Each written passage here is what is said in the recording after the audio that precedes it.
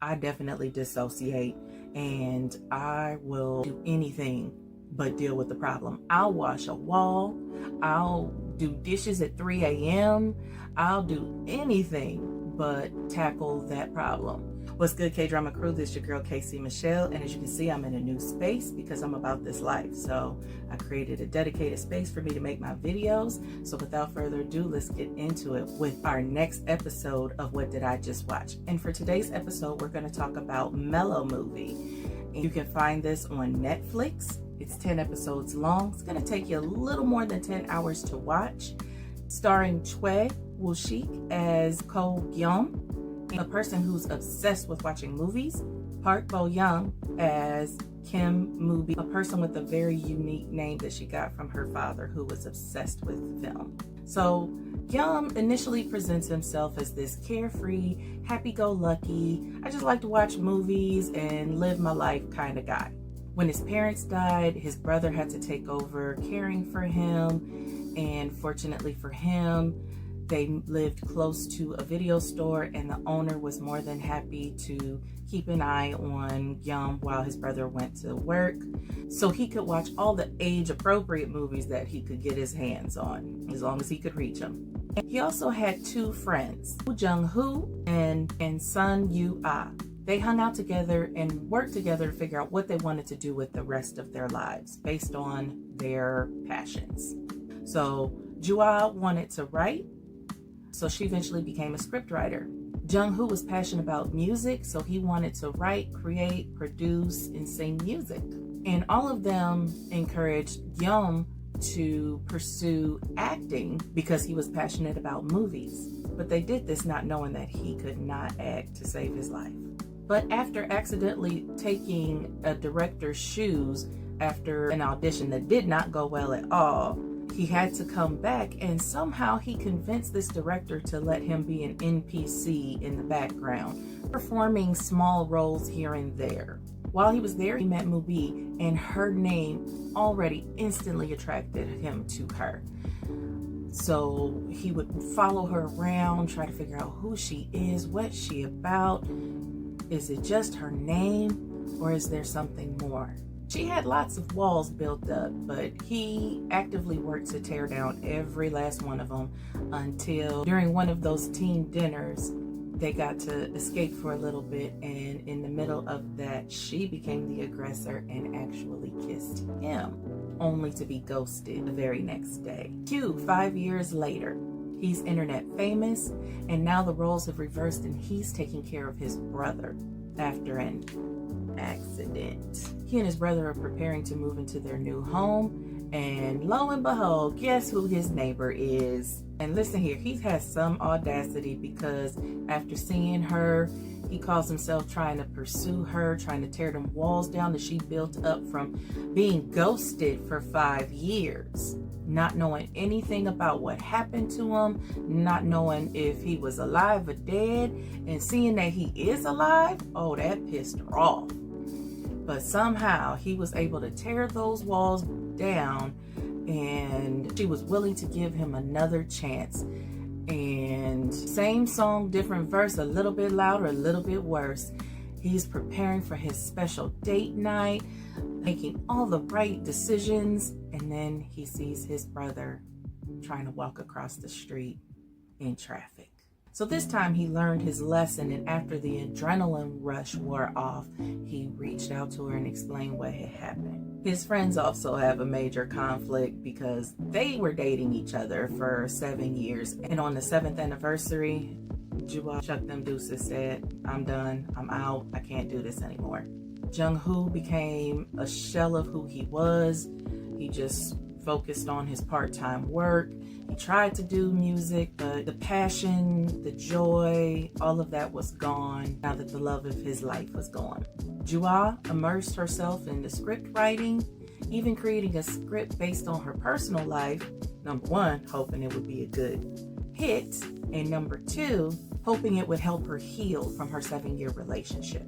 Throughout this series, everybody has to unpack their trauma by coming out of their own perspectives and viewing their life through other people's lenses so they can understand why things happened the way they were and why other people reacted the way they did.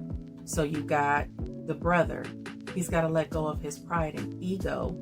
He has to take on responsibilities that he didn't create himself, but he had to step up anyway, because if he didn't, then the situation would be worse for Gyeom. So he finds himself taking on humiliation and exploitation because someone else was relying on him for their survival. Then you got Gyeom. He's dissociating from life because he's experienced so much trauma at a young age before he's really had a chance to develop his emotional intelligence and the right vocabulary to help him express what he's going through. So rather than experience what he's going through and process his trauma, he just says, I'm gonna watch these movies.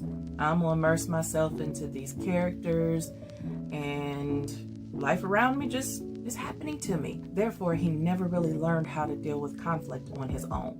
Then you have his best friend, Junho, who immerses himself into a goal that his family did not support, while simultaneously not taking steps towards success because of fear of failure.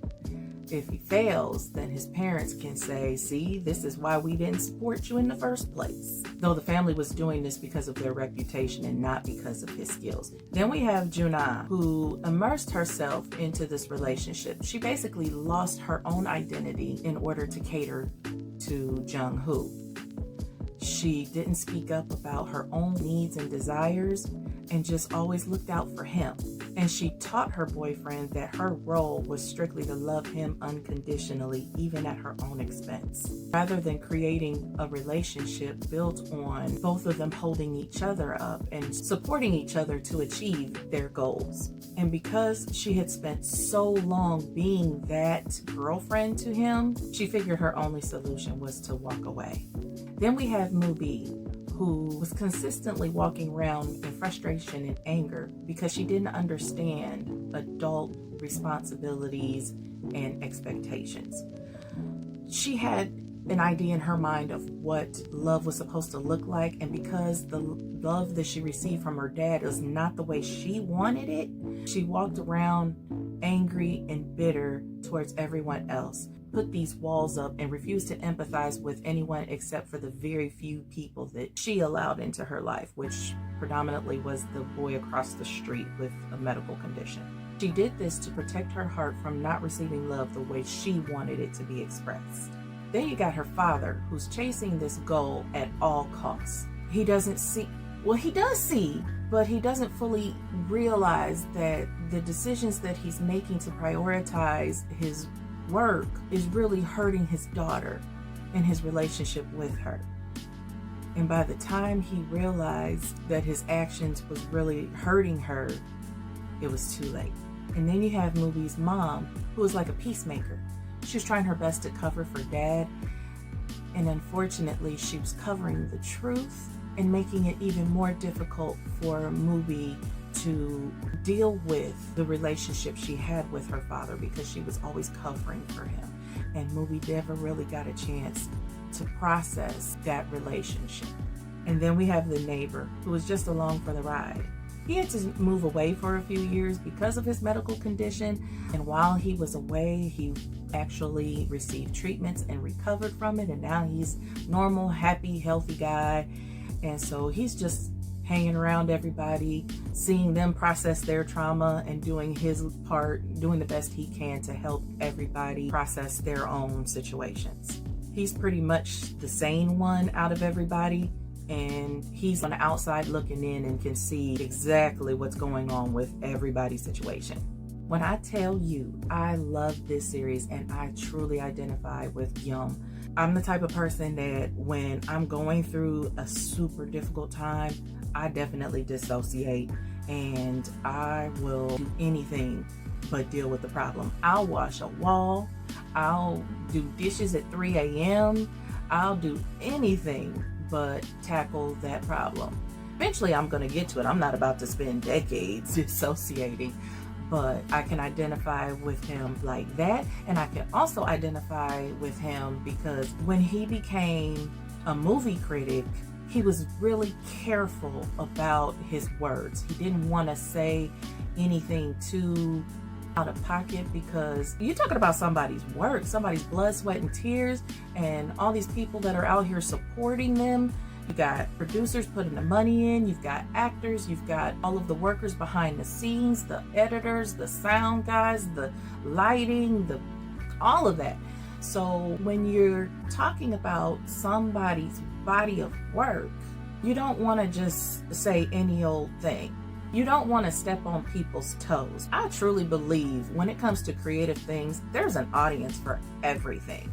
So anytime I hear someone say that they don't like something, I just feel like that they weren't the target audience for whatever that is, whether it's content, whether it's a song, whether it's a show or a movie or a piece of art.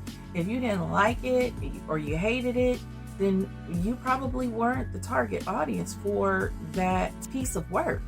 So when I make these videos, I try not to say negative things either, because I believe there's always something for everyone. Maybe it wasn't the right time for you to watch it. Maybe you weren't in the right frame of mind.